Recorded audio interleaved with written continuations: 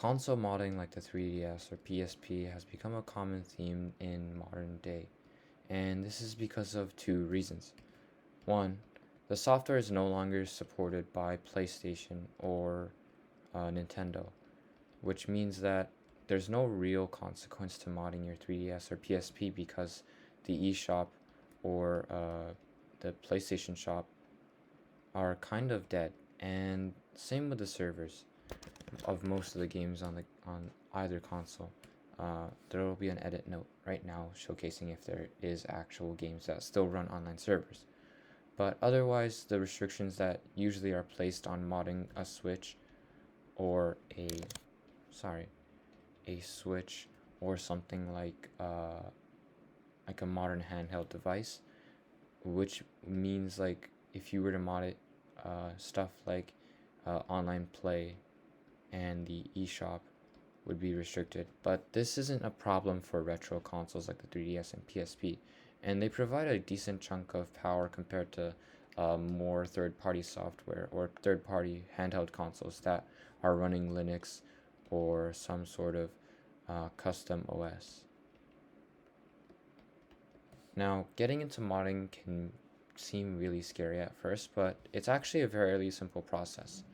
This video unfortunately doesn't go through that process because I'm unable to afford either a PSP or 3DS to mod, but if I do get my hands on one, I'll be sure to make a video on it. Anyways, getting to mod your PSP or 3DS is a great way to learn about the technology of handheld consoles and how they're able to boot. When you do mod a PSP or 3DS, you need to install a flash drive, which this little thing, or you need to install it through a micro SD, sorry.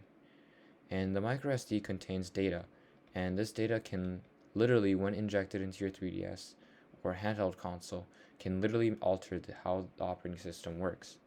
And this is through a thing called modding. And I don't mean like video game modding like Gary's mod, I mean like modding the console's software. And once these modding is like the modding is put through your console, it changes the software limitations so that external stuff can be downloaded, like video games from the internet. And if you know anything about emulation, you know a lot about how video games are ran through these things called ROMs. And ROMs are essentially a package for games that are made on console that can be ported onto PC. This is my little representation of a box. Now, you're probably wondering how this ties back into data, and that's because people are unable to take stuff from like switches directly onto their PC, so they need to package it through this ROM emulation, or like they need to package it in general for a file format that a PC can read. And once they do format that, they're able to mod the game from their computer, which makes things a lot easier because I frankly don't think I could be programming on a 3DS that is 20 years old. Or like, I guess 10.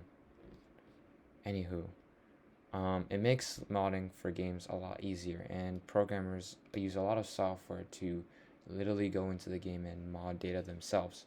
And that's all fun in games, but modders obviously want to do even more stuff with their uh, software. So they also add mods that people can install on the internet, which might seem fun to you, like an extra hard game mode or something like that, that isn't previously supported.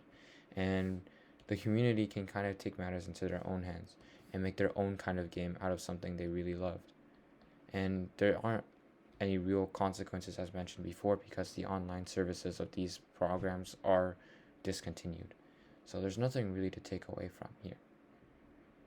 Anyways, going back to modding, it's a very simple process. Well, for most people that understand the hierarchy or uh, are able to navigate a computer fairly simply, or like understands terms and stuff. There's a lot of YouTube videos that I'll be linking in the description or comments that thoroughly explain how to mod or go into modding of a 3DS or PSP. But you just need to know the process is simple. Now, I can't really explicitly say what you can do once your 3DS is modded, even though I kind of did. But there are a lot of good things that come out of modding, and I can highly recommend it as it's one of the more interesting ways to get into the dynamics of handheld consoles.